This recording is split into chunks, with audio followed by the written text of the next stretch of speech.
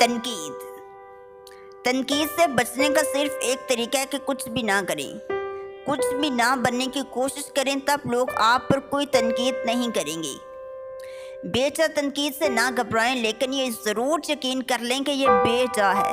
جسے آپ سمجھتے نہیں اس پر تنقید نہ کریں، جسے آپ سمجھتے نہیں اس پر تنقید نہ کریں، تھوڑا وقت اسے اچھی طرح سمجھنے میں صرف کریں، تب پھر آپ کو اس پر تنقید کی ضرورت ہی نہیں رہے گی۔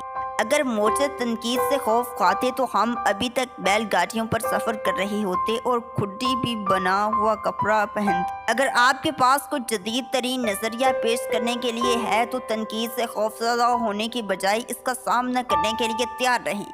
کسی بھی شخص کے کسی بھی کام کو اس وقت تک تنقید کا نشانہ نہ بنائیں جب تک آپ کو اس کام کے کرنے کی وجہ کا علم نہ ہو، کیونکہ اس بات کا بھی امکان ہے کہ آپ بھی اس قسم کے حالات میں ایسا ہی کرتے۔ اگر آپ خود تنقید برداشت نہیں کر سکتے تو دوسروں پر تنقید آپ کا کوئی حق نہیں پہنچتا۔ اگر آپ تنقید کا سامنا نہیں کر سکتے تو آپ کوئی نیا خیال بھی پیش نہیں کر سکتے۔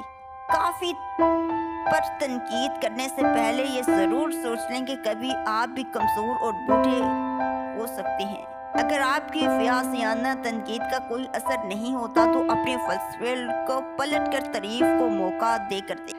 تنقید کے اظہار سے قبل اس کی سختی کو ذرا سا نرم کرنے کے لیے تعریف سے گفتگو کا آغاز کریں۔ اگر آپ مقبول ہونا چاہتے ہیں تو تنقید کم اور تعریف زیادہ کیا کریں۔ آخر میں، اگر آپ مقبول ہونا چاہتے ہیں تو تنقید کم اور تعریف زیادہ کیا کریں۔